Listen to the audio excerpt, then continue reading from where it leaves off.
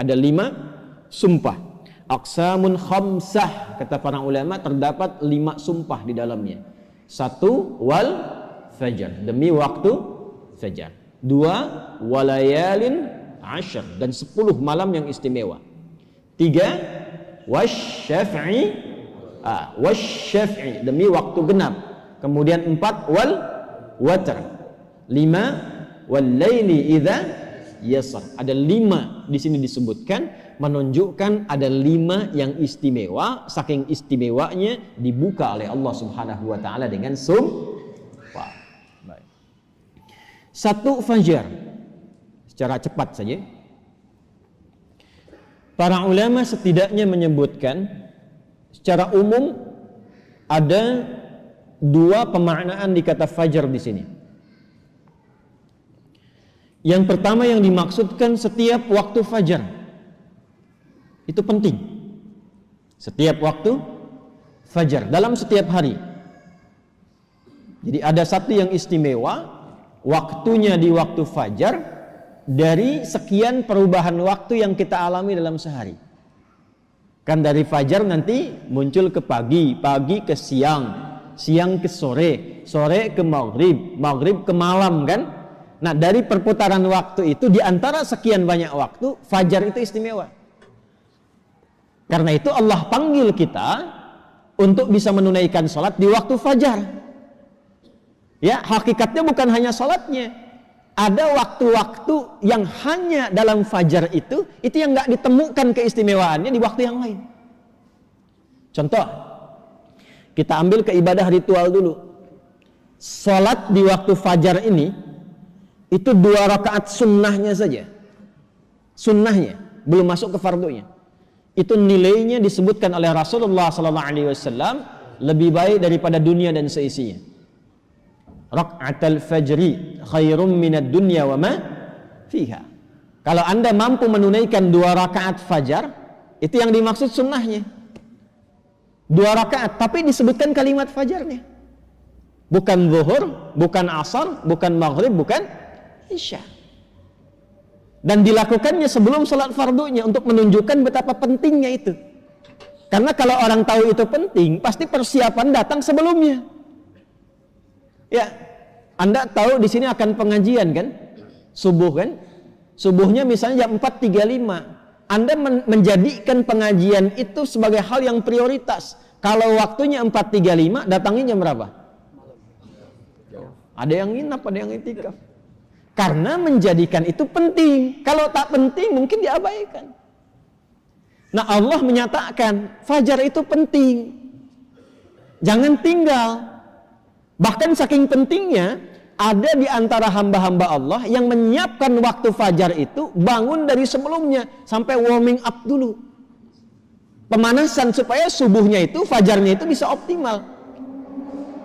Bangun dari malam Pak. Ada yang menjelang fajar itu membiasakan hatinya supaya khusyuk.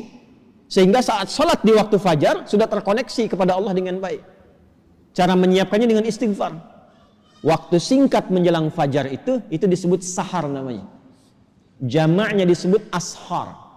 Ada orang-orang yang kalau sudah tiba waktu ini, dia banyak istighfar, istighfar, istighfar, istighfar. Supaya hatinya lapang saat fajar tiba, terkoneksi sempurna kepada Allah. Sempurna. Nyambung. Itu ada di Quran surah ke-51 ayat 18. Wabil ashari hum yastaghfirun. Ya. Kalau ingin dikuatkan kesabaran, ingin diberikan rizki sehingga bisa sering infak, ya. Ingin diberikan kemampuan menjalankan segala sesuatu dengan benar, menatap dengan benar, mendengar dengan benar, berjalan secara benar.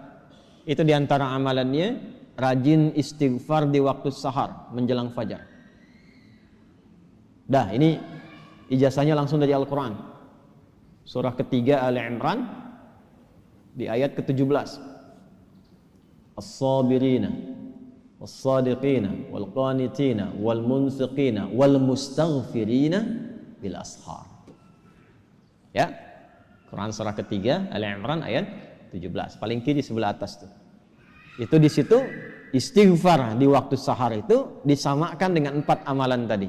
Sabar, khusyuk dalam ibadah, bisa rajin infak, dan benar dalam menjalankan aktivitas. Itu diantara latihannya, rajin istighfar menjelang fajar.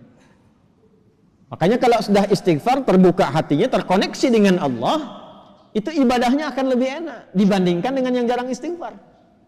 Gitu. Alhamdulillah.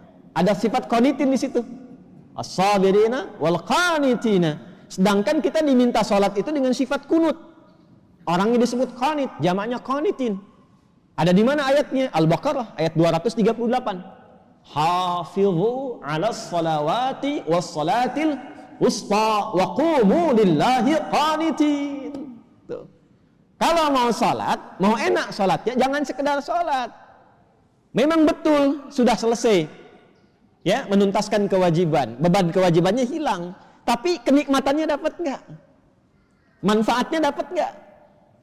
Kalau ingin menikmati salat, ingin dapat manfaatnya, dapat ketenangan, terkoneksi dengan Allah, doanya cepat dijawab, maka khusyuklah dalam salat. Nah, di antara cara mendapatkan khusyuk itu istighfar, dibuka. Sehingga sekat-sekat yang membuka kita itu, yang menghambat koneksi kita dengan Allah itu terbuka. Ini dari Quran. Dari Quran. Nah, dibiasakan istighfar paling enak itu di waktu sahar menjelang fajar. Apalagi kalau bisa tahajud sebelumnya. Kalau bisa tahajud, ya, tahajud, kemudian istighfar, terbuka hati, rajin memberi di situ, itu disebut langsung oleh Quran kalau dia bertahan dengan itu sampai wafat, itu disebut sebagai calon penghuni taman surga yang sedang beraktivitas di bumi. Itu Quran surah 51 ayat 15 sampai dengan ayat 23. Innal muttaqina fi jannatin wa 'uyun akhidhina ma atahum rabbuhum innahum kanu qabla dhalika muhsinin kanu qalila minal laili ma yahja'un. Itu tahajudnya. Wa bil ashari hum yastaghfirun. Itu istighfarnya. Nah, hakikatnya kita bangun malam itu, hakikatnya kita istighfar di waktu sahar untuk persiapan ke fajarnya. Salah satu maknanya itu. Makanya Nabi kan ya suka rebahan kan sedikit ya. Bukan rebahan yang sempurna. Ya kaum rebahaners dia. Ya. Coba dicek tuh. Kalau ada rebahan Nabi itu miring sedikit ke kanan kan, setelah istighfar tuh nunggu-nunggu sampai fajar tiba. Supaya kesadarannya optimal. Ada apa di fajar itu sampai dipersiapkan sebelum itu? Sampai-sampai 2 rakaatnya lebih baik daripada dunia dan seisinya. Itu kalau dibaca pakai iman, gak ada yang bisa menandingi. Saya tanya antum, dikasih 1 juta atau 2 rakaat sebelum subuh? Ayo. Oh, masa? Huh? Coba dicek. Sana ada lomba balapan di sirkuit tuh. Berlangsungnya sebelum subuh. Siapa yang datang duluan di dekat situ? 10 tempat pertama mendapatkan bonus 5 juta. Cuma nontonnya dapat 5 juta. Tawaran kedua, datang ke masjid, tunaikan 2 rakaat sebelum subuh setelah azan tiba, dapat dunia dan seisinya, lebih baik daripada dunia dan seisinya. Pilih mana? Nonton di sirkuit atau 2 rakaat sebelum subuh? Tuh, makin pelan jawabannya. Karena babnya iman, bukan akal. Akal yang dibimbing oleh iman itu lebih tajam nanti cara berpikirnya. Mampir dulu aja ke masjid, ntar balik lagi ke sana. Berarti ada yang penting. Kalau antum ingin latihan jadi orang baik atau anak pengen jadi baik tuh, konsistenkan subuh. Kayak ulama tuh enggak banyak ceramah, enggak banyak cakap, bilang subuh aja, konsisten. 40 hari subuh terus, ya? Sering begitu kan ya? Nah, itu saya bahas ilmunya sekarang. Dan itu dari Quran. Makanya agak aneh kalau rajin ta'lim, rajin saling mencela. Salat kok menjadi saling menuduh. Orang salat itu bersih hati. Orang ta'lim itu bersih jiwa. Nah, cara memulainya fajar. Kenapa Allah bersumpah dengan fajar? Karena Allah menginginkan hambanya jadi baik. Itu pesannya. Nanti sifatnya beda dengan zuhur, beda dengan asar, beda dengan maghrib, lain dengan isya. Fajar itu pembukanya.